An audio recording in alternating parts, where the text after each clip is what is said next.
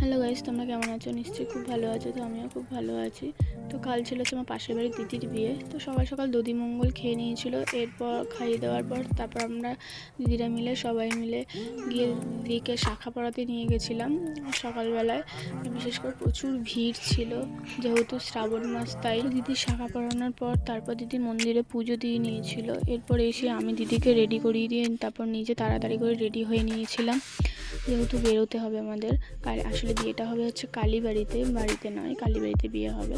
সবাই মিলে তারপর আশীর্বাদ করে নিয়েছিল দিদির মা, বাবা, আরও সবাই যারা ছিল সবাই মিলে আশীর্বাদ করে নিয়ে তো আমরা পৌঁছে গেছিলাম তাড়াতাড়ি।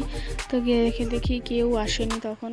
তারপর দেখি বর এলো। তো আসার পর দিদির মা বড়মশাই মানে জামাইবাবুকে আশীর্বাদ করে নিয়েছিল। এরপর আমি একটু জামাইবাবুর সাথে ছবি তুলে নিয়েছিলাম, তখনও বিয়ে শুরু হয়নি বলে। তো আমরা ওয়েট করছিলাম কখন ঠাকুরমশাই আসে। তো ঠাকুরমশাই আসার পর তারপর দিদিদের বিয়েটা শুরু হয়। সম্প্রদান করা, মালা বদল, সিঁদুরদান, মানে যা যা হয় বিয়েতে সবই হয়েছিল। কিন্তু সত্যি কথা বলতে বাড়িতে বিয়ে হলে যতটা হয় কালীবাড়িতে তার ততটা করা যায় না। তো যতটা মানে নিয়ম রক্ষা করে করা যায় ততটাই হয়েছিল ওদের বিয়ে। তো ওদের 6 বছরের রিলেশান ছিল, সেটা কালকে পূর্ণতা পেল। তো খুবই মানে আনন্দের জিনিস। যাই হোক, তো মালা বদল হয়ে যাওয়ার পর এরপর ওদের গাঁটছড়া বেঁধে দিয়েছিল, কিন্তু ছেলের বাড়িরা গাঁটছড়া টানতে ভুলে গেছিলো, যেটা দিয়ে মানে যেটা বাঁধে। তো ওদেরকে বলাতে ওরা আবার গাঁটছড়াটা নিয়ে এসেছিলো, ততক্ষণে মালা বদল হয়ে গেছিলো। তারপর ওদের গাঁটছড়া করে বা গাঁটছড়া বেঁধে দিয়ে ওদের 7 পাক ঘুরিয়ে দিয়েছিল। 7 পাক তো আর ঘুরে না, 3 পাক ঘুরিয়েছিল।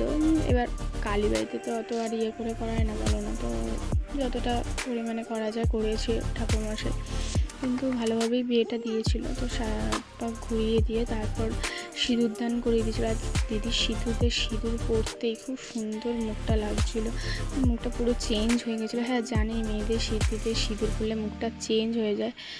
তো আমি দিদিকে বলছিলাম, বিশ্বাস করে তোর মুখটা পুরো চেঞ্জ হয়ে গেছে। তো যাই হোক, তারপরে ওরা পুরো মন্দিরটা ঘুরে মা নিস্তারিণীর কাছে আশীর্বাদ নিয়ে বাড়ি চলে এসেছিলো। তো তারপর আমরা কিছু ছবি তুলে নিচ্ছিলাম, জামাইবাবুর সাথে আমি তুলেছিলাম, তো দিদিদের সাথে সবার সাথে ছবি তুলে নিয়েছিলাম। আরেকটা কথা, দিদি যেটা হচ্ছে মানে জামাইবাবুর গাড়ি করে দিদি শ্বশুরবাড়ি গেছিলো, এই জিনিসটা আমার খুব ভালো লাগে, যে গাড়ি করে শ্বশুরবাড়ি যাওয়াটা।